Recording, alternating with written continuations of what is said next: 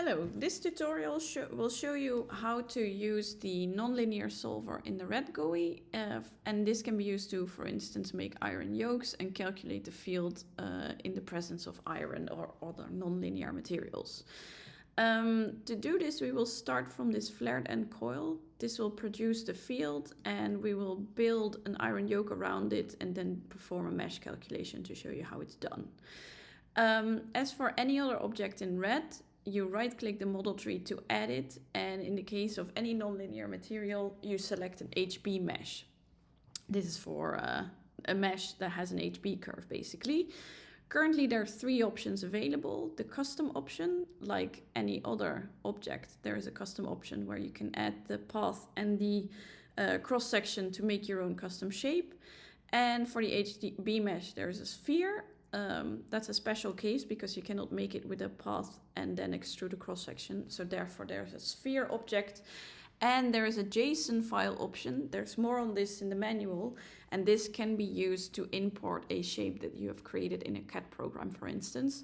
And this JSON file is made with the program FreeCAD, but that's explained in more detail in the manual. Today we're going to use a custom object. And in any case, when you have a custom object, you need to add the axis and the path. Here it shows you that the input path is still invalid. But for a custom HB mesh, or actually for any HB mesh, you need an HB curve, and this determines the nonlinearity. And you can see when you select it that there is already one standard HB curve in the software. It's the Vin-Levin fit.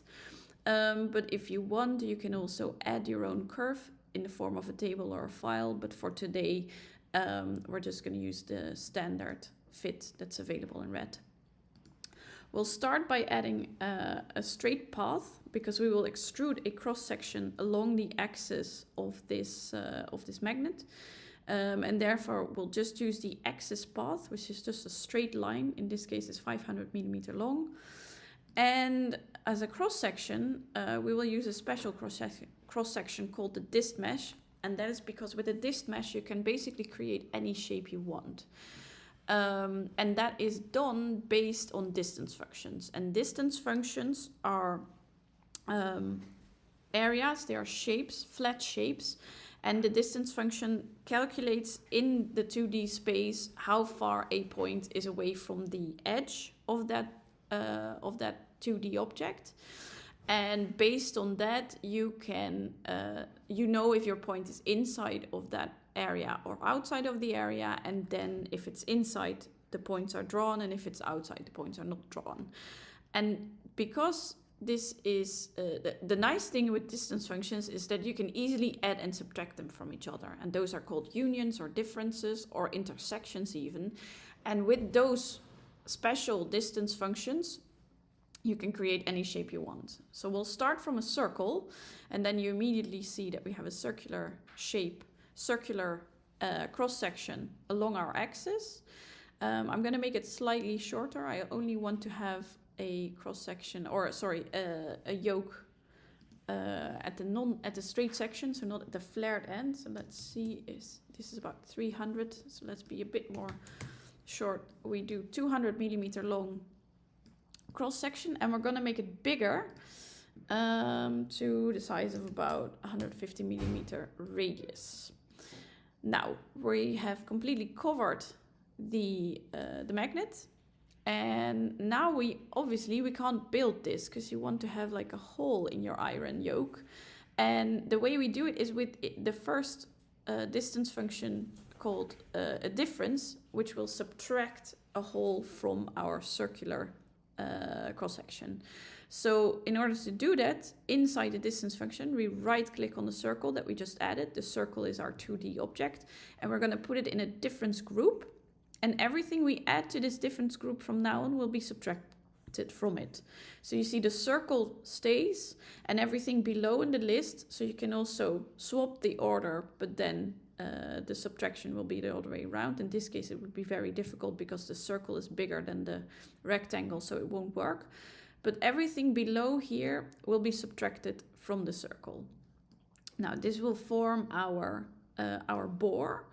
I'm going to make it bigger to make sure that we don't intersect with the coil, and now we have a nice iron yoke around the coil, around the flared end coil.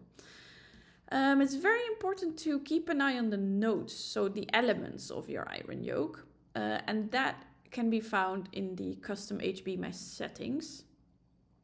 And they are called H0. That's the target element size of the disk mesh cross section. And it's always nice to visualize those. So if you toggle the mesh, then you will actually see the element size.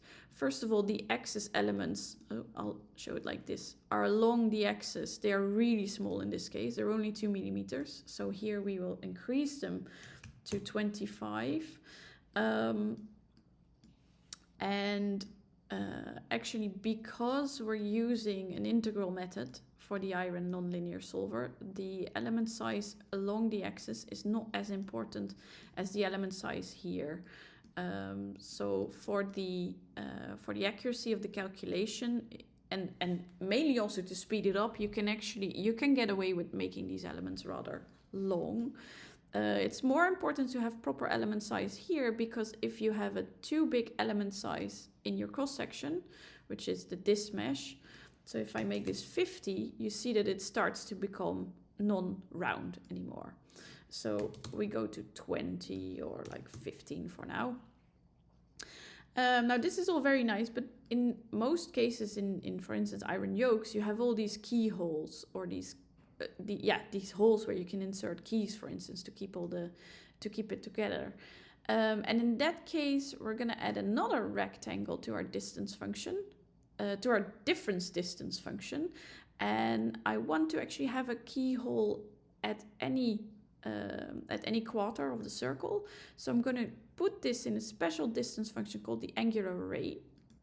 You can't see it yet because this rectangle is rather small, but we've put it in an angular array now. And if we're going to increase the radius like so, you see that it starts to appear.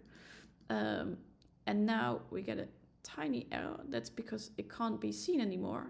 If we continue, basically we were cutting at such a way that the distance function couldn't draw the elements anymore. So we might want to actually make this a tinier keyhole, and then we can continue to increase the radius. We ran into the same problem, but then just keep the faith and continue, basically. And now you see that we have keyholes at every quarter. Maybe these are still a bit too small. We can increase the size a tiny bit. Let's make them square. There you go. So here we have keyholes at every quarter. Now this is how you use the difference distance function, but you can also add shapes to your cross section to, for instance, create bumps here. Let's put this into a union. This is how you add two shapes together. And at the moment, I want to put this one into a union. So I say on difference, I say create group union. Then you see it appears in the union group. And if I now add a circular distance function, you see it's here. And it's being drawn because the union adds the two areas together. I'm going to decrease the size of our elements slightly because that tiny circle is a bit too bumpy. I'm going to put this one in an angular array one more time because I want to add bumps next to the keys. So in this angular array, I will offset it a little bit. You can see what happens actually if I don't do this. It ends up in the same place as all the other keyholes, but I don't want them to be there. So I offset them by a little bit. And then if I increase the radius, they go toward the outside. And now my circle has bumps. And if you can continue like this forever. You can put your union in another difference again. You can also use the distance function called intersect. This is actually doing the sort of, let's say you have two circles and they're overlapping, it only draws the points that are intersecting. So it draws a wedge in that case, or a wedge. You can make an array. So if you want your keys to be on a straight line, you put them in an array, for instance. There is standard shapes like rectangles, rounded rectangles. That's also very nice for iron yokes. Polygons you can add, and a plasma shape with some sort of D shape.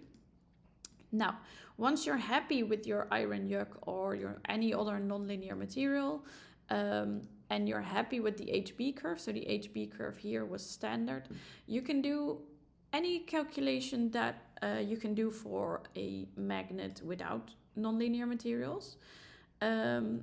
So for instance, here I added a mesh calculation, and if we look at the log, the first thing it starts to do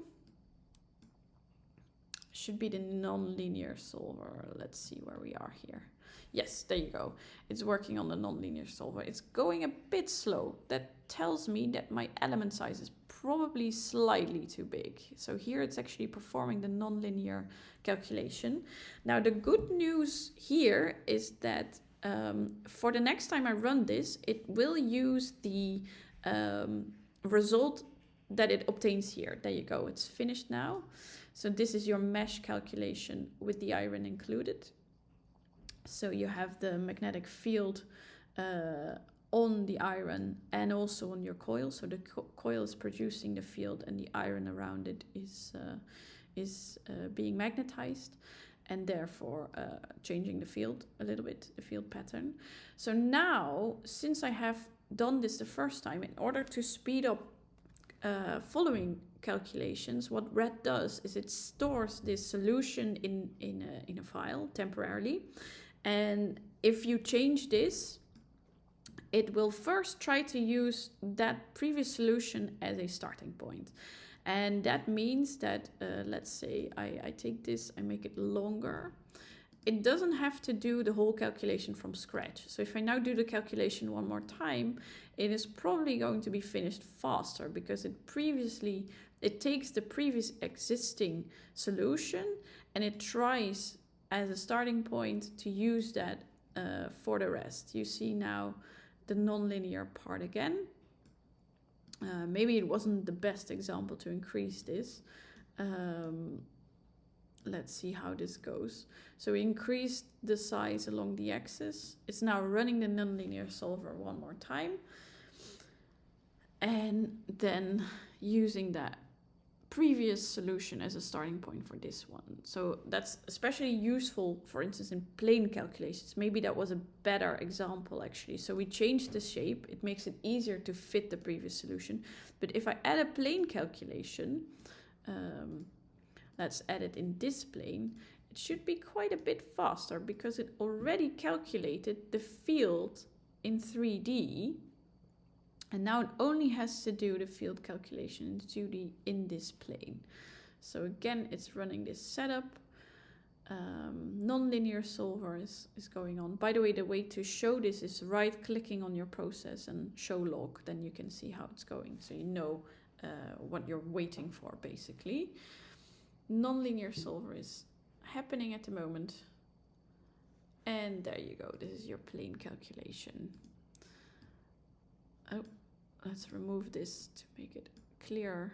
And here you see the field in the plane that we just selected.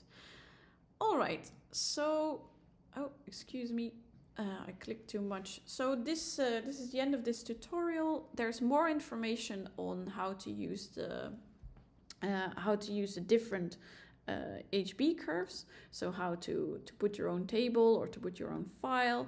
There's also information on how to for this mesh cross section, for adding an HB mesh, how to use the JSON file to make to import your custom shape from a CAD program through the use of FreeCAD, and you can also find some information on the sphere there.